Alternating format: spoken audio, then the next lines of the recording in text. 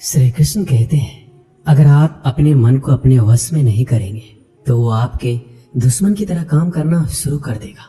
निर्माण केवल पहले से बनी चीजों का नया रूप है। कोशिश की जाए तो अपने अशांत मन को आसानी से नियंत्रित किया जा सकता है। इंसान नहीं, उसका मन किसी का दोस्त या दुश्मन होता है। जो किसी दूसरों पर शक करता है उसे किसी भी जगह पर खुशी नहीं मिल सकती। आपका निराश ना होना ही परम सुख होता है। क्रोध मूर्खता को जन्म देता है। अफवाह से अकल का नाश और अकल के नाश से इंसान का नाश होता है। सही मायने में चोर वो है जो अपने हिस्से का काम किए बिना भोजन करता है। कर्म करते जाओ, फल की चिंता मत करो। मन बहुत चंचल है जो इंसान के दिल में उथल पुथल कर देता है। यहाँ हर कोई खाली हाथ आया था और खाली हाथ ही इस दुनिया से जाएगा। परिवर्तन संसार का नियम है। कल जो किसी और का था आज वो तुम्हारा है, कल वो किसी और का होगा। श्री कृष्ण कहते हैं, आत्मा अमर है, इसलिए मरने की चिंता मत करो। मेरा तेरा छोटा बड़ा अपना पराया मन से मिटा दो, फिर सब तुम्हारा है और तुम सबके हो। भूत और भविष्य में नहीं, जीवन तो इस पल में है, अर्थात वर्तमान का अनुभव ही जीवन है। जो मन को नियंत्रित नहीं करते उनके लिए वह शत्रु के समान कार्य करता है। खुशियों में तो सब साथ होते हैं, असल दोस्त वही है जो दुख में साथ दे। सदैव संदेह करने वाले व्यक्ति को कभी भी सुख नहीं मिल सकता। क्रोध से भ्रम पैदा होता है, भ्रम से बुद्धि व्यग्र होती है, तब तर्क नष्ट हो जाता है। जब तर्क नष्ट होता है तो व्यक्ति का पतन हो जाता है। मन अशांत हो तो उसे नियंत्रित करना कठिन है, लेकिन अभ्यास से इसे वश में किया जा सकता है। जिसे तुम अपना समझकर मग्न हो रहे हो, बस यही प्रसन्नता तुम्हारे दुखों का कारण है। श्री कृष्ण कहते हैं, जो कोई भी जिस किसी देवता का पूजा विश्वास के साथ करने की इच्छा रखता है, मैं उसका विश्वास उसी देवता में दृढ़ कर देता हूँ। भगवान प्रत्येक वस्तु में, प्रत्येक जीव में मौजूद है। मैं ही इस सृष्टि की रचना करता हूँ, मैं ही इसका पालन पोषण करता हूँ और मैं ही इस सृष्टि का विनाश करता हूँ। मैं सभी प्राणियों को जानता हूँ, सभी के भूत भविष्य और वर्तमान को जानता हूँ, लेकिन मुझे कोई नहीं जानता। जो मुझे जिस रूप में पूजता है मैं उसी रूप में उसकी पूजा का फल देता हूँ। दुनिया में इंसान को हर चीज मिल जाती है, सिर्फ अपनी गलती ही नहीं मिलती। श्री कृष्ण कहते हैं, रास्ते कभी खत्म नहीं होते, बस लोग हिम्मत हार जाते हैं।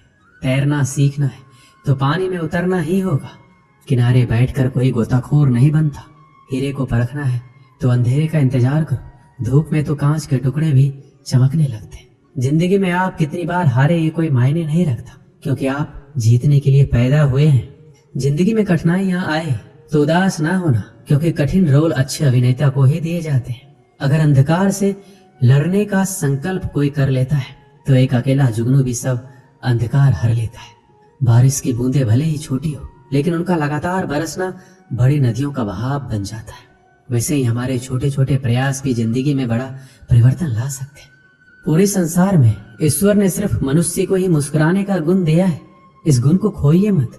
सफल लोग रास्ते बदलते हैं, इरादे नहीं, और असफल लोग अपने इरादे ही बदल लेते हैं। सभी जीवों में केवल इंसान ही पैसा कमाता है।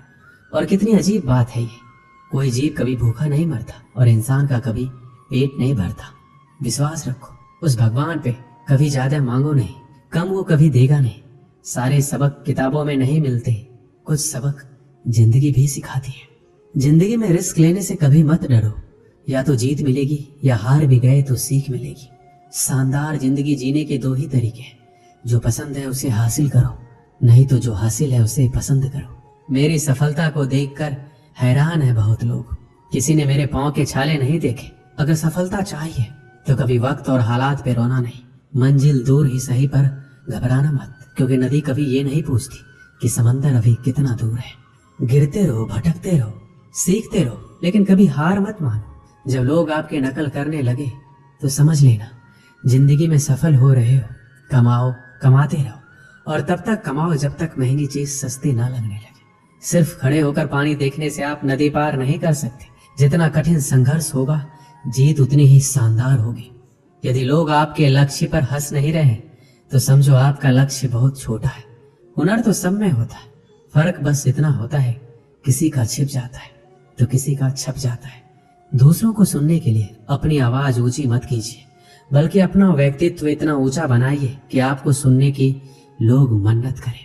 अच्छा काम करते रहिए, चाहे लोग तारीफ करें या ना करें।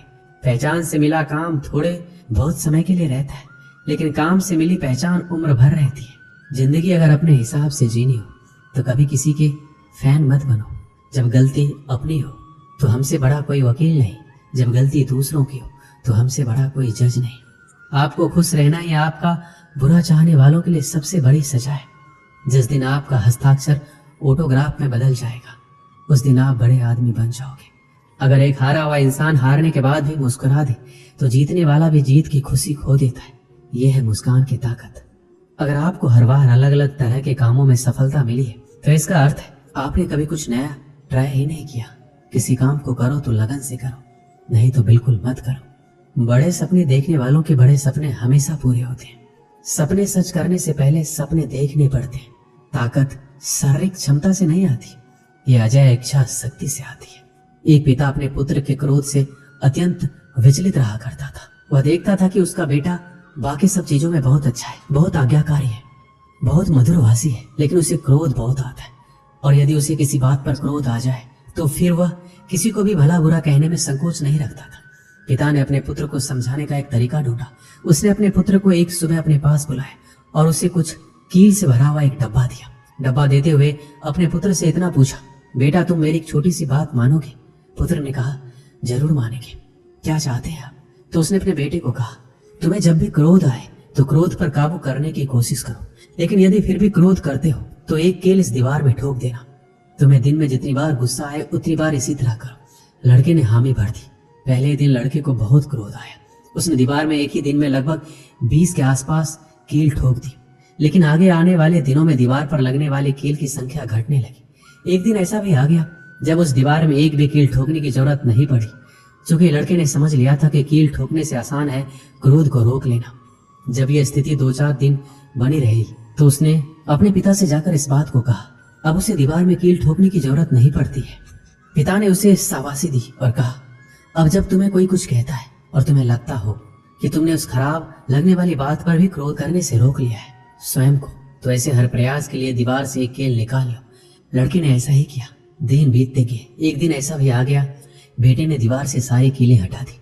फिर पिता को जाकर सारी बातें कही। पिता दीवार के पास आए और अपने बेटे को समझाते हुए कहा, बेटे शब्दों के पास एक अपनी शक्ति होती है और वो शक्ति ये है कि ये वापस नहीं लिए जा सकते। किसी को भला बुरा कहने के बाद तुम उससे लाख माफी मांग लो, लेकिन इन दीवारों में बनी सुराख की तरह घाव फिर भी बना रहता है। इसलिए किसी को भी क्रोध में कुछ बुरा कहने से बचो। बेटा अपने पिता की दी हुई सीख से गदगद हो गया। उसने आगे से अपने क्रोध और वचन पर नियंत्रित करने की प्रतिज्ञा ले ली। हमें उत्तेजना के क्षणों में किसी को भी अपशब्द तथा अप्रिय नहीं कहना चाहिए। इससे बनने वाला घाव 1000 माफी मांगने से भी नहीं भरता है। दोस्तों, सीखने की प्रक्रिया कभी खत्म नहीं होती। आदमी